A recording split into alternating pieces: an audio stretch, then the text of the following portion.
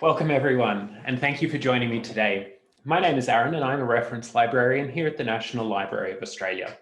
Now, before we begin, I have to start out by saying that I am not an expert in dating photographs, but this talk has been developed with the help of our special collection cataloguers, and I do have a lot of experience in hunting down the right information in our collections. So what we're going to be having a look at today, we're going to have a look at how you can date photographs that you might have in your own personal collections and what clues the images might provide to tell you important details about your family history. So these methods are similar to how research librarians here at the National Library go about their daily work. And some of the ways that you can find out information about the photos are similar to how the National Library describes and dates photos in our own collections. So we'll be having a look at how you can not only find out a little bit about the photos, but we'll be having a look at how you can find photos in the library's collection. We have an extensive pictures collection, and it could contain images perhaps of your family history or your town's history, something that's relevant and interesting to you perhaps. Or some photos that could give you some context about a particular time or location. So let's begin, shall we? First up, what is the photo?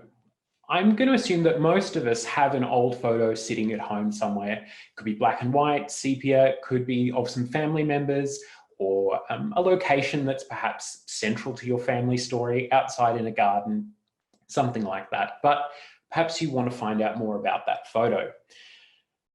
Hopefully you know a little bit about the photo, perhaps who one of the people in a group might be, or how the photo even came to be in your possession.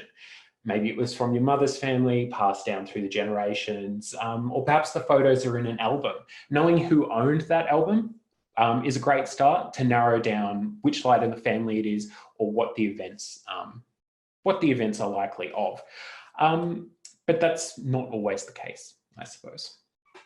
Identifying individuals is one of the very basic ways that you can start to get an idea of what the photo is and what it's about.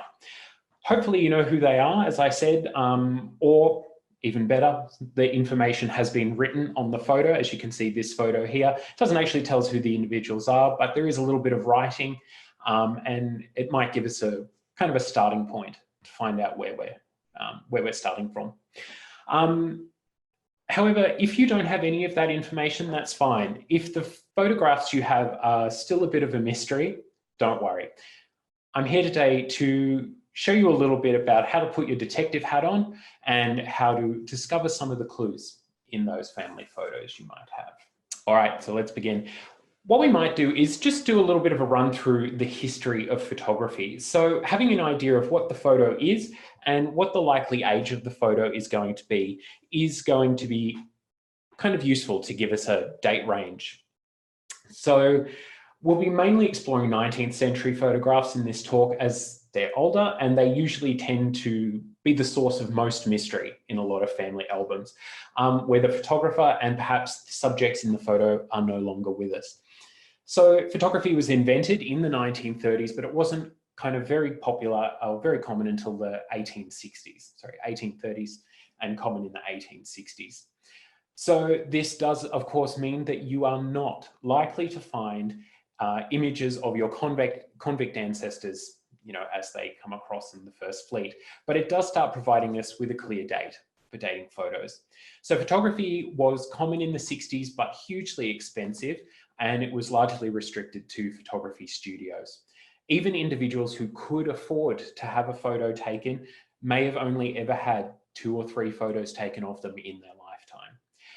In the early 1900s, the famous Kodak box brownie and celluloid film provided a more affordable option, and we start to see more personal, more intimate photos happening. And then continuing into the 20th century, photos become more and more accessible and more popular. And colour photography, while it's been around since the 40s, wasn't really the norm until the 60s or thereabouts. So let's have a look at different types of photos. So you've all seen different types of old photos in different formats. We'll go through a couple of those. This is by no means an exhaustive list, but it might give you an idea of the kind of thing that you're looking at. So first up, we have the daguerreotype. So very early photographic process, one of the first. They were first introduced in Europe in 1839 and remained popular for about 20 years.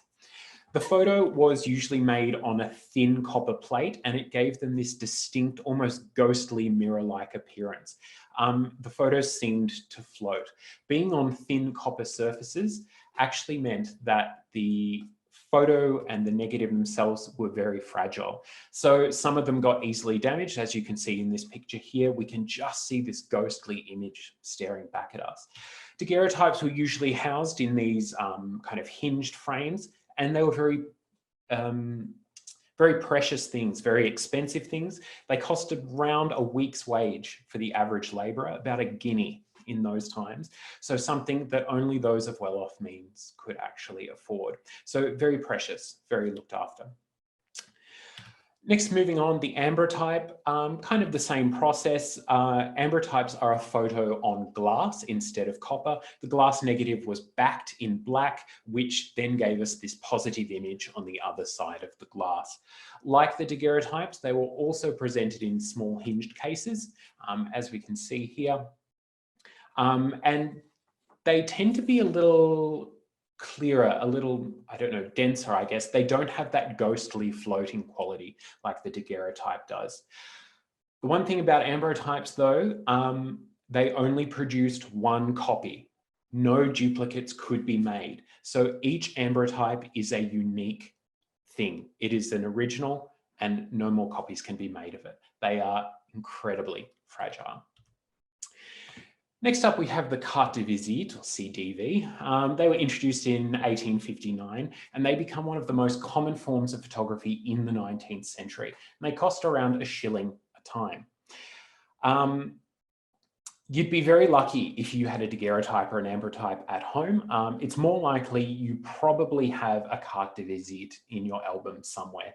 They tend to be this kind of sepia toned image and have a fairly standard measurement, so 2.5 inches by 4 inches, or 6.3 by 10.5 centimeters, those of us who prefer metric.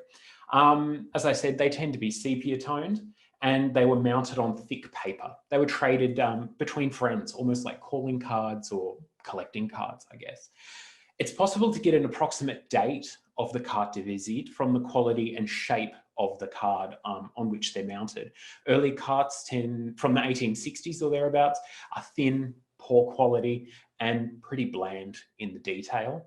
But as the decades roll on, they get more and more elaborate. The card gets thicker and better quality, and the borders become a bit fancier. Carte de visites often include the photographer's name or the studio in which they were created, which you can see here in this image. But something to keep in mind that if you do have some carte de visite in your family albums, keep in mind that the subjects were not always kind of private individuals. It was very popular to collect cards of famous people, famous actors, singers, you know, military people, generals, things like that. So just because you have this image in your family album, it doesn't necessarily mean that that person's related to you. It might pay to do a little bit of a delve into who that person might be, especially if they're wearing kind of ostentatious clothing or, you know, high-ranking military outfits, things like that. Here are some more examples of some carte de visites. You can see the photographer studios written on the left and rightmost cards. The one on the left is an example of a hand-colored card. It's not color photography. Charming, but perhaps the hand coloring could be a little heavy-handed in this instance, but still kind of charming nonetheless. Next, similar to a carte de visite is the cabinet card. Similar in that it's printed on card, but these tend to be larger, include extensive logos and studio names, things like that. And these become common in the kind of second half of the 1800s. The cabinet card was large enough to be seen kind of across the room, and they were typically displayed in cabinets or on mantelpieces, things like that. Could be a bit of a talking point in a room as well. I particularly like this image. I have no idea what's going on, but I don't know whether they're acting out a scene or something, but it looks amusing anyway. Moving on, going back to the kind of daguerreotype style of photo here, we have the Tintype, also known as the ferrotype, and it was it was widely used during the 1860s and 70s. It lost popularities when higher quality prints come along, but did survive into the 20th century, usually as kind of a carnival novelty kind of thing. It's the cheapest photographic option of the time, costing as little as 3p a piece. Started out in formal studios, but later became popular with street and traveling photographers, as they could be ready in only a couple of minutes.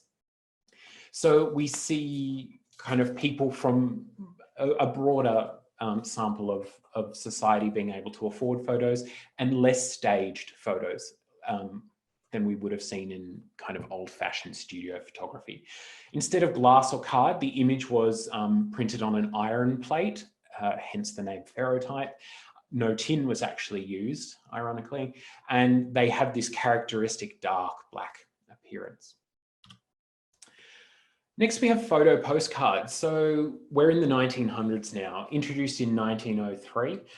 Basically, it's a photographic image printed on photo card stock. A bit like you might visit somewhere today and pick up a postcard of a stock image. This was a way to kind of personalize your postcard.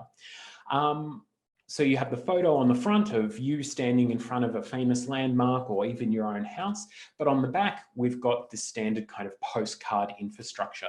Perhaps you've got some of these in your album and you're lucky enough to have a personal message written on the back, which is really nice to have and kind of fill out the story of that photo, but it's okay if you don't. So these were heavily collected, again, trading cards or calling cards, and were used, as we would call them today, souvenirs. So a few more examples here: the Mountain Grand Pleasure Resort in Warburton, Victoria, a whole group posing in the garden. But then you have another example here of the 5 men standing outside the Pig and Whistle Hotel. I don't know where it is, but it looks like it would offer a rip-roaring time, I think. Again, an example of a hand-coloured card here. Moving on, so in 1889, the earliest type of photographic film was introduced. So film as we know it today.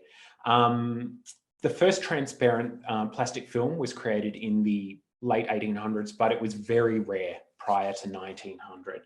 So the film was initially made from highly flammable nitrocellulose, called nitrate film. Cellulose acetate, or safety film, was introduced in 1908. So it took a while to catch on because the safety film was more expensive, but you know, it wasn't flammable or as flammable, so there's always a trade-off, I guess. The first Kodak camera was introduced in 1888, but it wasn't until 1900, when the box brownie became available for 5 shillings, that we see roll print really taking off and becoming an affordable option. And then, of course, not long after that, the First World War and the kind of following years saw a large growth in the popularity of roll film. The availability of cheaper photographic options, we see more amateur photographers. Casual family photographs become common. Again, those more intimate family photos rather than posed and kind of staid looking photos. Continuing with the analysis of a photograph as an object, in addition to taking in consideration the format of the photo, it's worth taking into account the information that can be found perhaps in or around the photo. So it could include handwritten text and dates. So the image on the left here, we have 3 names of the 3 people in the photo, which is really handy. The one on the left, we have information actually written on the photo, probably before it was developed. It's not as aesthetically pleasing perhaps, but it definitely does the job, tells us what the photo is and where it's at. Could be written on the back, preferably and hopefully in a soft pencil and not a biro. But if it's in an album, it could be written kind of underneath the photo or in the album as well. So it's always great when you've got some written information. Like this photo, full of information. If you can read the handwriting, well, good luck to you, but the information is there. I'm going to say though, with family photos, it's natural to assume that the written information is correct, and it likely is, but you should always be open to the possibility that the information is incorrect. Any of you who have even started to scratch the surface of your family history will know that there is always that family story that's been passed down as gospel, but on a little bit of closer inspection, something just doesn't add up, dates don't match, people aren't in that place at that time. It could just be, misunderstood information, or, someone's got wires crossed somewhere, but it's worth keeping that in mind. So using supporting information that you can find in, on and around the photos, we can help decipher whether that information is correct. So some other ways that we can date photos, not just from the type of photo, are things like postal marks. Perhaps you have one of those photographic postcards that were sent. Postmarks are a great way. So the kind of franking mark on photos can give us an idea. So we can see in this photo, it's going to George Street in Sydney, but the post office it's been marked by the post office in Goulburn, New South Wales. You can also see on the stamp, there is another, where the stamp would be affixed, there's another stamp there. It's kind of hard to read in this instance, but on many of them, it is easier to read. I'm definitely not going to go into stamps right here because we do not have time, but there are many websites online dedicated to dating and kind of deciphering stamps. Also, the Kodak Austral postcard can be dated off the text around where the stamp would be affixed. You can see in each example here, the kind of format and layout is a little bit different. The website that is listed down the bottom here, and it will be included in the link of the YouTube video, it's a whole forum dedicated to how to date these postcards just by the writing of Kodak Austral around the edges. So, that's kind of another way that we can get some information out. Photographers' imprints. Now, in early photography, being that little bit more expensive, it tended to be the realm of studio photographers. People would have to go into the studio, sit for the photo, that kind of thing. These photo studios were shameless advertisers, and they more often than not, included their name and their business on their wares. So we can get a lot from this information. Unfortunately, it doesn't tell us anything about the sitter, or usually doesn't, but you can find information out about the studio name, the location, and possibly a sitter number. So if the image is sitter number 5, it would indicate it's very early in this studio's career. So you could, perhaps run a Trove search for the studio name. You might be able to find out when they opened, when they closed, find out a rough date range of that studio, and then be able to place that photo, if you've got a sitter number, place it somewhere in their business chronology. So as I said, doing a Trove search for something like Bond & Co., like you can see on the left here, might turn up some interesting results. So moving on, let's investigate the image. We've looked at the photo as an object, but now we're going to have a look into the image. So photographic studios, we were just talking about them. Let's have a look at what they can tell you. So close examination of props and the way the subjects are standing can give us an idea of the date of a photo and where it might have been taken. Early photography required the subject to stand still for a number of seconds, which, can get a little hard if you're trying to stand there for very still for a long time. So early photographic studios use props so people could steady themselves. On the left, we see a very stiff and staid pose from the two in the photos. The lady is sitting down, the gentleman is standing up, but you can see he's bracing himself on her chair so he doesn't kind of wobble all over the place. The gentleman on the right, perhaps taking a bit of a cavalier approach, standing by himself reading a book, but I think he's doing a pretty good job there. Studio backgrounds started with very plain backgrounds, but with substantial furniture props. So you can see both of these are fairly plain in the background. The gentleman on the left has a nice kind of table there with kind of barley sugar turned legs there. In the following decades, however, backdrops became more elaborate and the subjects took on more of a casual pose as photography improved. In the late 1800s and early 1900s, we see more ornate backgrounds. So the little girl on the right here has a kind of Grecian, I don't know, Etruscan kind of temple in the background, very fancy. The gentlemen on the left, I guess are trying to portray that they're outdoors. We can see that there's grass around them, kind of upping the game of studio photography backdrops. Now, outfits, clothing. Hopefully everyone in your photo are, wearing clothes. And dating outfits is a fun way that we can use to help us date a photo. It's not as accurate as some other methods, but it can be pretty fun. Those with a key eye for detail can accurately pinpoint 19th century and early 20th century clothing down to within 5 or 10 years by recognizing different components or a particular look that was in vogue. Hopefully, or perhaps the photos you have are of well-to-do ancestors who had the means to be able to keep up with the latest fashions. And you have them in their most glamorous attire, their haute couture.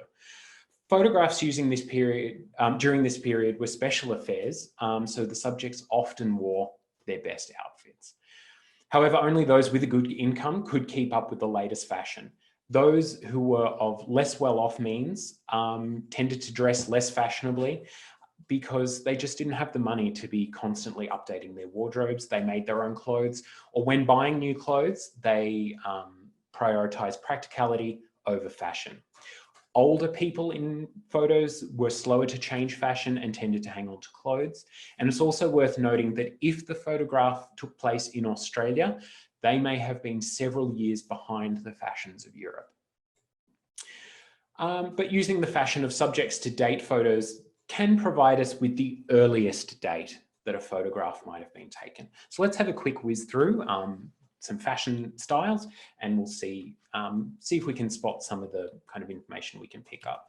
So men's outfits, it's only dateable to about a decade or so. Male modes of dress reflected a more subtle shift. It usually was things like a subtle shift in tailoring, slow changing features such as neckwear, fashions in facial hair, that kind of thing, and the appearance or loss of certain garments. So looking at the gentleman in the photo, they're kind of wearing the same kind of suits you might see out today with a few kind of tailoring alterations. But looking at men's clothes, look for things like the cravats, the bow ties, the ties even, fob watches. Those things tended to come in and out of fashion and changed, and are more accurate ways of dating male fashion because these were easier to update rather than buying a whole suit. Dating female attire is a little easier because women's dress went through a succession of more distinct changes and more dateable styles through the 19th and early 20th centuries, especially around things like the changing silhouette formed by corsets, bustles, crinolines, those kind of things. In addition to the silhouette, things like sleeves, dress length, they can give us another kind of place to start our dating process.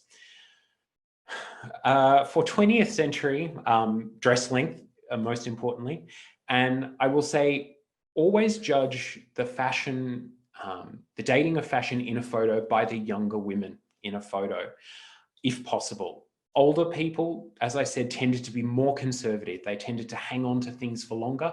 And the younger people, if they could afford it, tended to be kind of more on top of what was fashionable at the time. Children's dress, it echoed adult clothing for the most part, but it did follow some of its own conventions, but it can be a little more difficult to pinpoint precisely. That being said, it's still possible to gain a reasonable date range from a photo, especially combined with other dating methods. Keep in mind, though, that up until the early 1920s, dresses were still the standard uniform for young boys and girls alike. So if you have a photo that you think might be from that period of a younger person, you may not automatically be able to presume gender just by the fact that they're wearing a dress or not.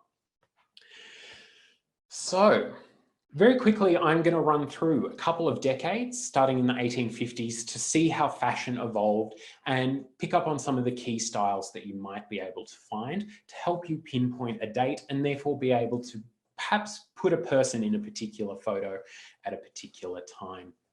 So for gentlemen, take note of things like neckwear, facial hair, width of lapels, buttons.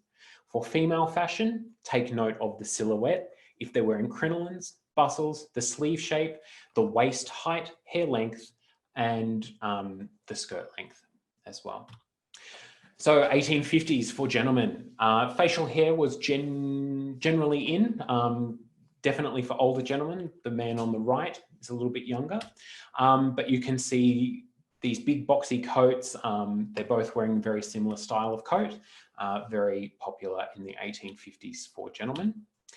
For women, crinoline, so the hoop skirts, creating that big full Victorian look, very common. So too was this kind of over-the-shoulder shawl looking style. 1860s, whiskers, very much the fashion. Clean shaven faces, very, very rare. This kind of big bushy look was very much in. You can see also the ladies here wearing their crinoline skirts as well. So the 1860s for women, the crinoline, again, still very, very dominant. The style hasn't changed much from the 1850s. Moving on for gentlemen, side whiskers become shorter, but the mutton chop was still kind of very much in. The gentleman on the left, a little bit older with mighty mutton chops. The gentleman on the right here, a bit younger, but you can still see he's got that style happening as well. For the ladies, more elaborate ornamentation started appearing on dresses. This coincided with the introduction of the sewing machine, making it more economical to introduce more elaborate designs into these dresses. In the 1880s, so whiskers again, kind of dropping in popularity. Gentleman on the left, clean shaven, but the gentleman on the right still with this kind of big bushy beard. Kind of would not look out of place perhaps in Melbourne or Sydney these days, that look, I don't think. In the 1880s, for women, the bustle was very popular, that kind of padded undergarment that gave the dress that very distinct flow out the back. That was very much the style at the time. So the 1890s, many men embraced the walrus mustache. You can see here both walrus mustaches in varying degrees of evolution, but you can see the necktie they're wearing, almost a cravat, almost a very widely tied tie, and their mode of dress is very similar despite the kind of obvious age gap we have here. In the 1890s for women, hourglass shaped silhouettes start to emerge with corsets becoming more and more popular. 1900s, collars. Very, very high. At the beginning of the 1900s, collars were very high, but as the decade progressed, collars got lower and lower. For women, the 1900s, very early 1900s, are more, I don't know, perhaps a more feminine style with more lace and floral and things like that start to appear. 1910s, so kind of, just before the war, clean shaven faces were back in fashion. And especially post-war, clean-shaven faces definitely in fashion. Hair, very short, very neatly trimmed. For women in the 1910s, more elaborate outfits. So, the early 1910s, we're talking, the Titanic, that kind of era, kind of lace flowing. But as the decade progressed, and of course the war and after the war, dresses became plainer, very much practical. During and after the war. In the 1920s, men's fashion started to relax, suits still very much the go, but fashion kind of relaxing, hair still short, and we start to see this introduction of the fedora kind of look, the kind of classic 1920s look. For women, outfits became less fitted, and we start seeing shorter hair in women as well, and skirts getting shorter as well. The 1930s, fedora hats, definitely the hat of choice. Hair still very neatly cropped, but the tie is now very much more aligned with how we would kind of wear ties these days, kind of smaller knot, more conservative, I guess. And the 1930s for women. So skirts become longer again, and the waistline kind of returning to a normal waist position. We also see the kind of iconic cloche hat here, very much coming into style at that time. So that's a very, very quick visual journey from 1850 through to 1930. It is not a comprehensive overview of fashions at that time, but hopefully it might give you a little bit of an example on how you can start dating your fashion. Something else, so we've got the fashion, but of course hairstyles. With gentlemen, facial hair tended to come in and out of fashion, so you could date it by that. For women, the hairstyle changes were much more noticeable. So there are a number of resources, both kind of in the library and on the wider internet, to kind of put a chronological order on different types of hairstyles, you know, throughout Australia, Britain, United States, things like that. So have a look online for those, and you can try and match, you know, sample styles to a hairstyle you might see. Age is another way that we can date photos. So not the age of the photo, but the age of people within the photos. So you can usually distinguish different generations in a photo: grandparents, parents, children, and oftentimes the children are arranged in age order, which is sometimes the height order, but I'm sure you might know in your own family that's not necessarily the case. So determining the age can be difficult just by going off the subject's appearance alone. Also keep in mind, depending on the time period we're looking at, and keeping in mind the family's income and kind of their, I guess we would say, societal position, I guess. People of less well-off means may look a lot older than they were, having to work in factories and in the fields, rather than people who were more well-off and didn't have that quite as kind of the manual labor side of things. So that's something to kind of take into account as well. Also, if you know an individual in the photo and you know they're even a vague age range, perhaps when they died or how old they are now, you can count back to kind of what approximate age they might have been in that photo as well. Weddings. Who doesn't love a wedding? And weddings are popular occasions for photos, were and still are, of course, and they are a real treasure to have in the family photo album. Wedding photos can help us identify individuals or refine a date range, especially if you've kind of delved into your family history research and are kind of aware of who may have got married when and where. In the mid-1800s, the royal brides popularized the white wedding dress, which would go on to kind of become the staple in wedding photos. It also became a bit of an indicator of the class, inverted commas, of the bride in question. You know, how fancy was it? How close to the actual royal wedding dress was it? As we get into the kind of later 19th century, women tended to get married, those who couldn't afford a white wedding dress tended to get married in their kind of best dress, which could be of any color. It could be something that could be repurposed for their Sunday best, other parties, things like that. And it wasn't uncommon for women to get married in their going away outfits, so they could have the wedding and leave straight away on their honeymoon. So having a look at these images, you can see very different.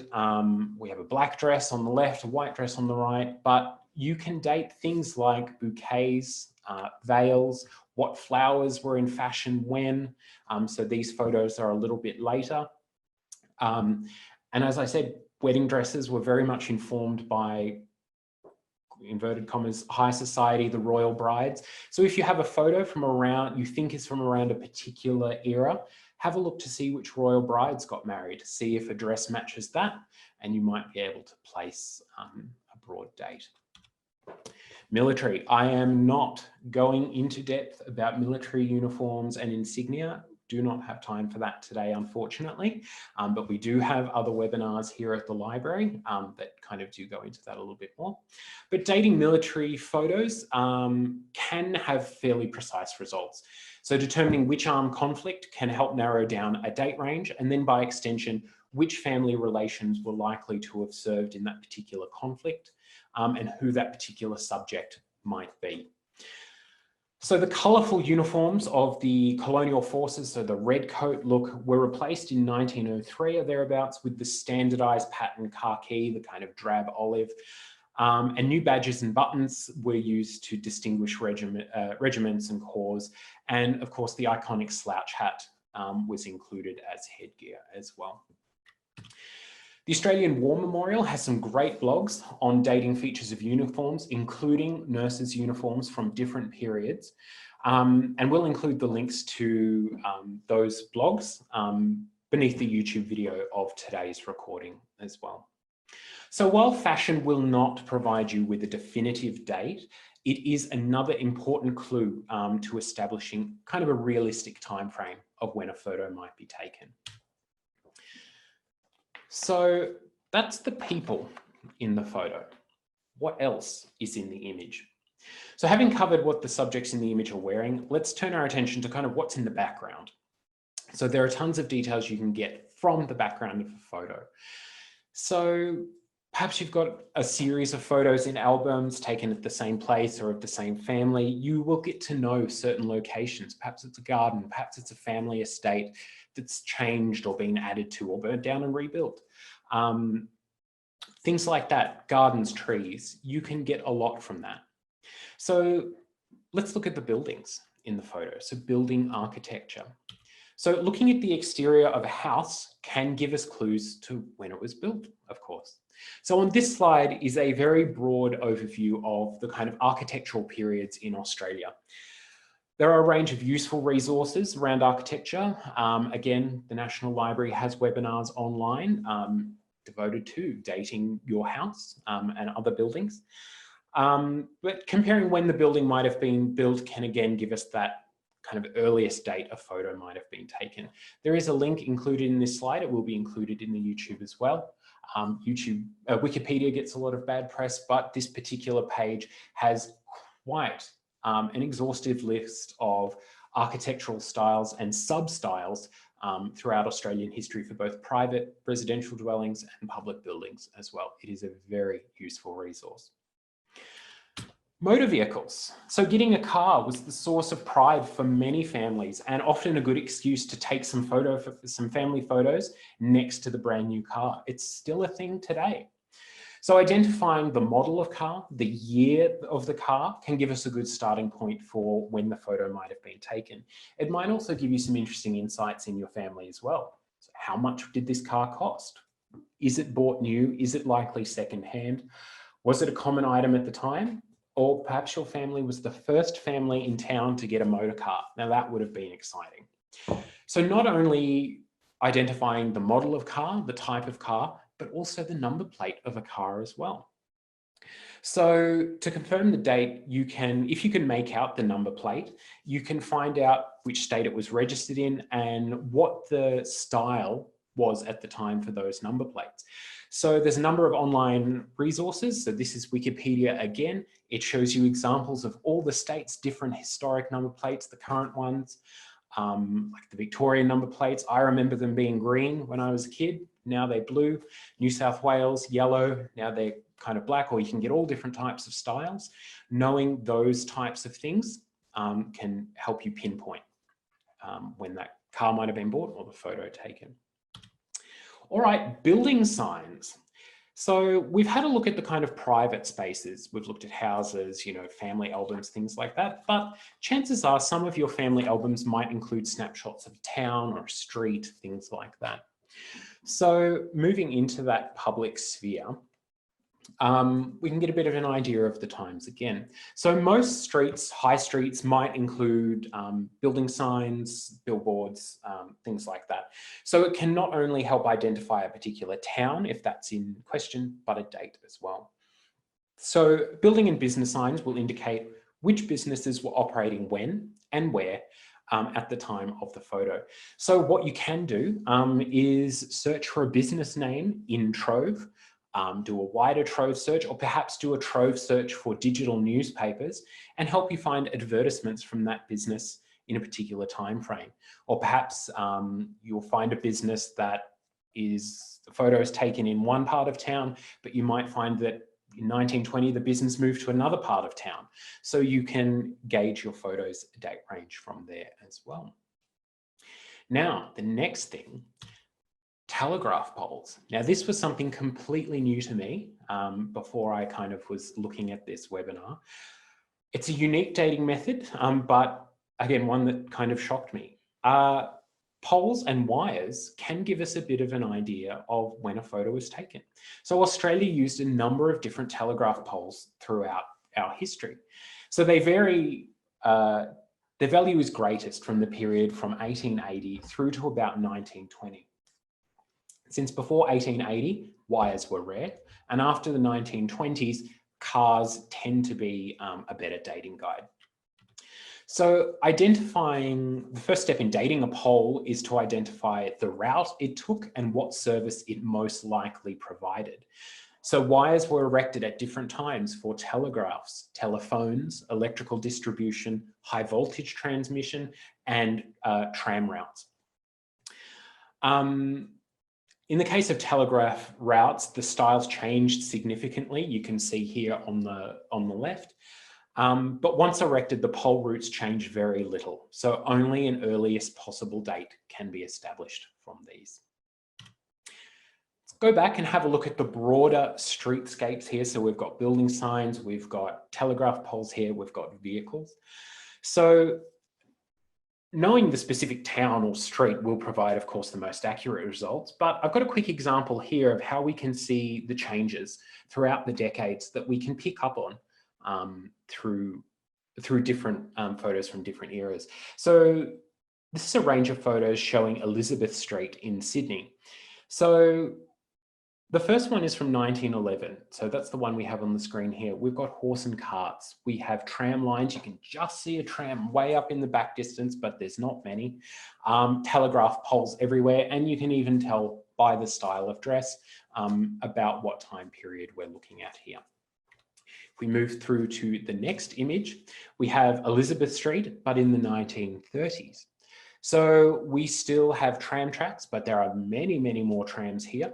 There are motor cars, where there were none before. You can just see turning around the corner about midway in the image, we have a horse and cart, so it's still around, but not nearly as much as the image we were looking at just before.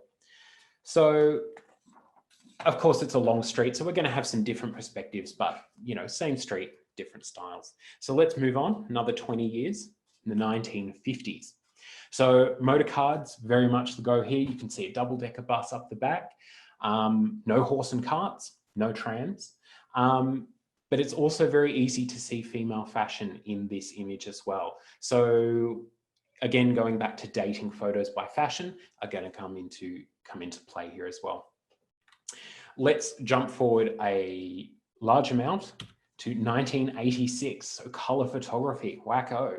So it is in colour, so popular in the 60s and thereafter. Many more cars. So again, you can see number plates very clearly here. Building signs, you might just be able to make out on the Davis Armstrong sign, kind of top middle, you can see a telephone number. So knowing when telephone numbers changed into longer digits can also be a useful way to date an age of a photograph as well. So I know that was a big jump, but we can see how the same street has changed very much over time. So other less common things you could use to date photos would be things like railways and trains. Did that line run through there at that time? Is that line now closed? What type of engine is it? Railway gauge even, things like that. Ships, style of ships change, I guess. So we have ferries here, the wharf in Hobart. We have cat picture here. You can't get on the internet without seeing a picture of a cat, but you have a zoomed in image here showing this trading vessel here with the decorative bow on it with the little tender next to it. It can give us an idea of the time we're looking at here. Different events are also going to be helpful, so the one on the left is the Sydney Harbour Bridge opening ceremony. So if there's a picture of that in an album, you could date the photos around it, kind of in that same era. We have the images of crowds greeting the Queen when she arrived in 1954. So using images of public figures can be useful. So we've got a young looking Queen Elizabeth here. So public figures will have many portraits of them, so you can gauge how old they are in your photo to what year that might have been in their life, perhaps. Cricket matches, who was playing for a particular team at that time, and major national events as well.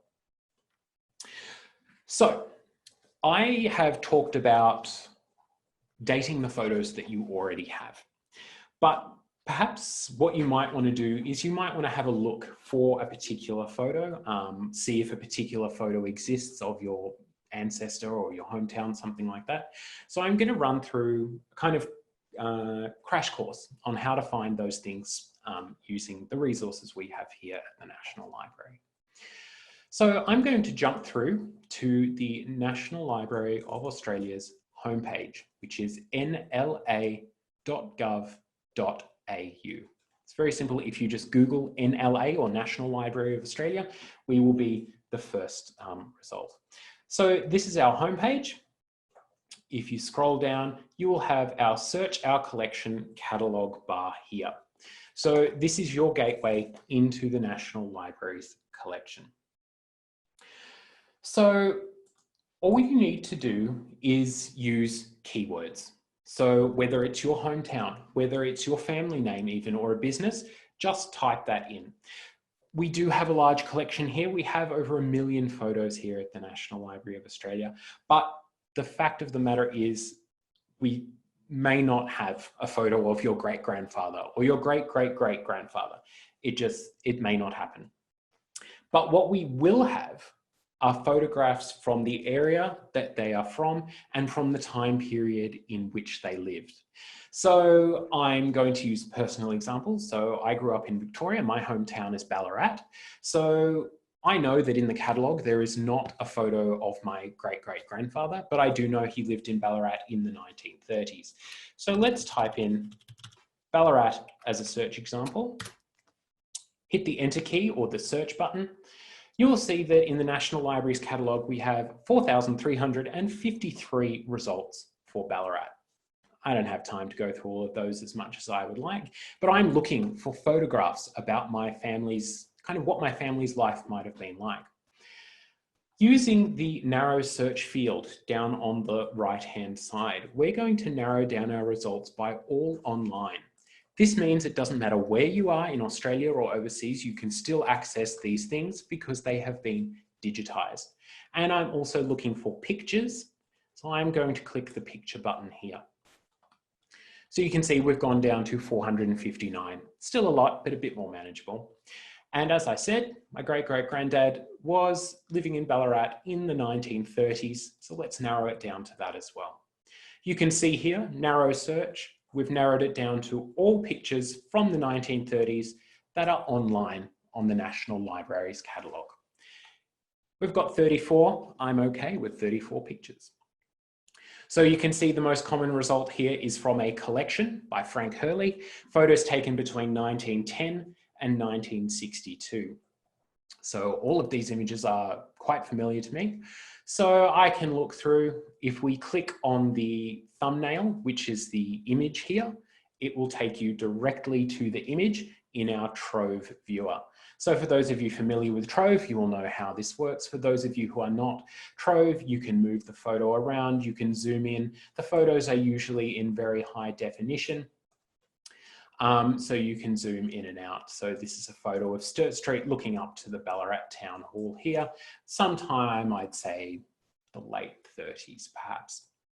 So you can date by, I know some of these buildings are still here, some of them are very much not. This building is now a 1960s style bank, so I know it's definitely not after the 60s.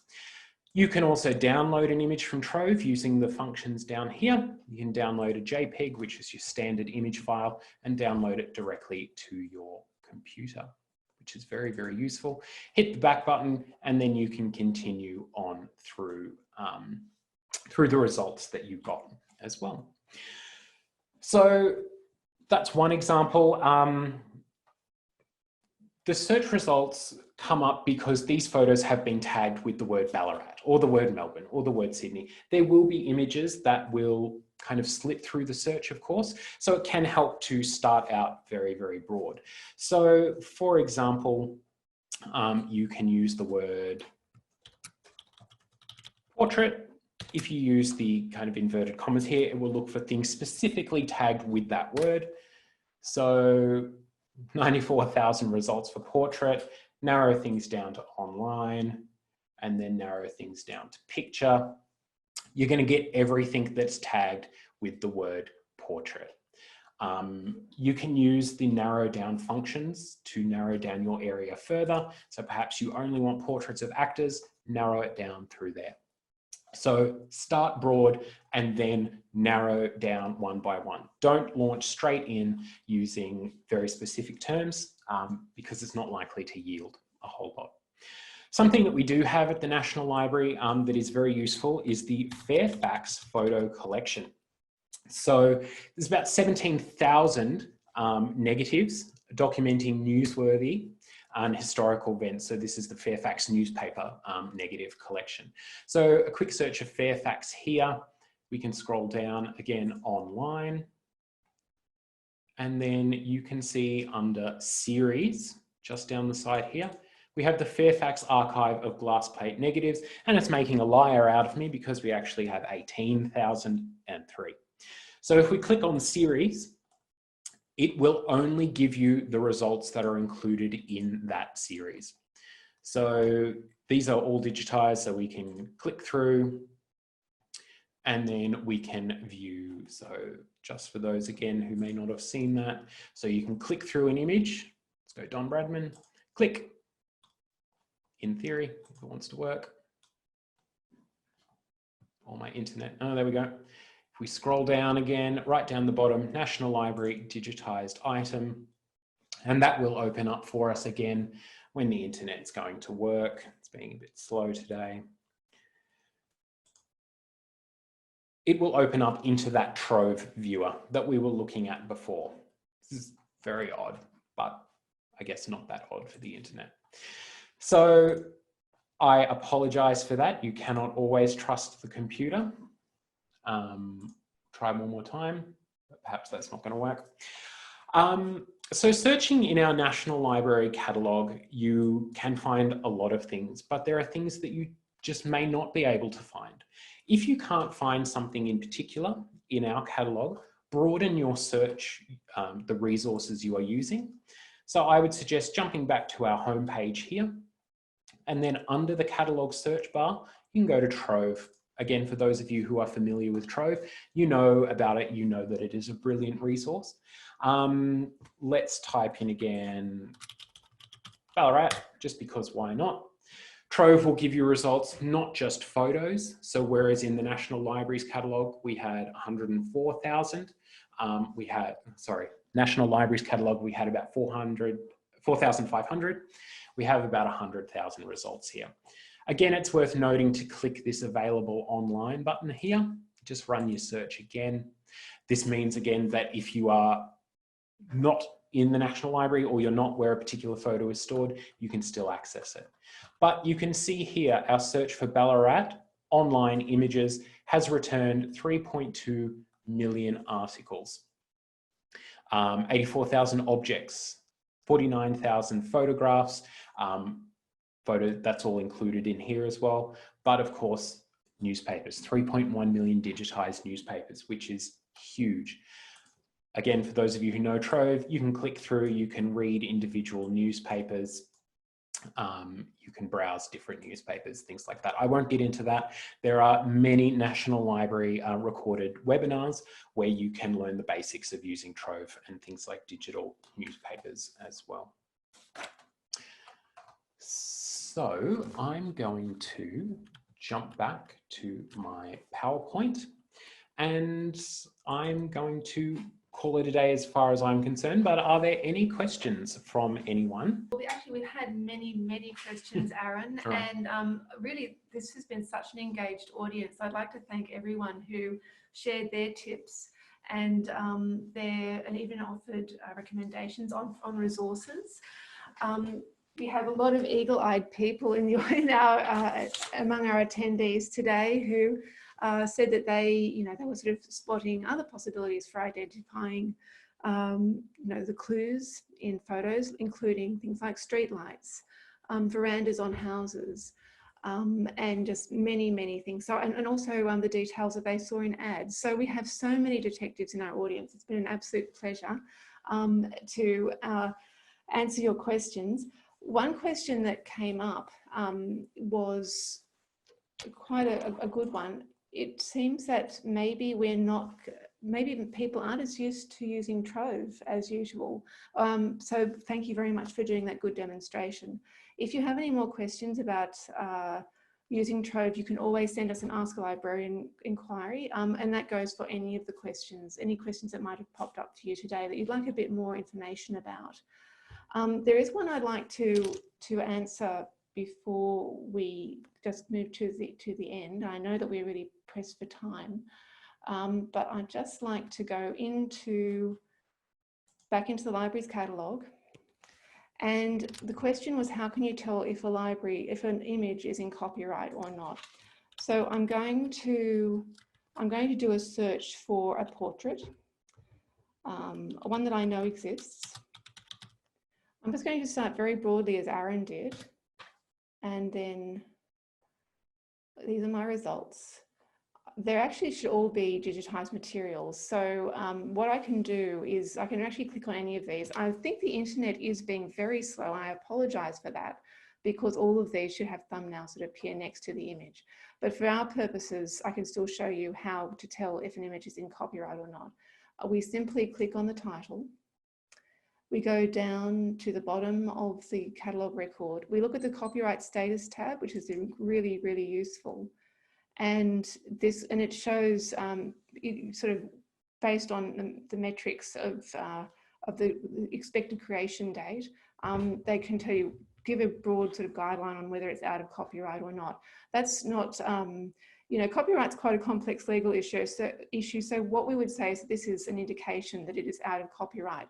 But almost all of the images that Aaron has featured today are out of copyright. When you view the recording of the webinar, if you'd like to do that on Friday, you'll be able to look at all of the links of the images and find them again in our catalogue. All right, so let's now go back to our presentation. Questions. Okay, so we've mentioned Ask a Librarian. This is a time when we're really open to, we always encourage you to ask questions. You can Google NLA Ask a Librarian and we'll be happy to get back to you by email. Also, thank you again for joining us today. It's been, as I said, it's been a really engaged group. You might like to join us for upcoming webinars, and we have one coming up on Canberra family history on the 29th of April. But in this webinar, we'll also feature techniques for searching for clues about family history, family history clues in your location, really wherever you are in Australia. And in May, we have Tracing the History of Your House. So you can jump online onto the NLA's What's On page and register for those right now. Aaron mentioned that we have many previous webinar recordings, and these are all ready for you to watch wherever you are. You can just Google NLA YouTube and you'll be able to find our learning playlist. So thank you again so much for joining us. It's been a pleasure, and until next time, happy researching.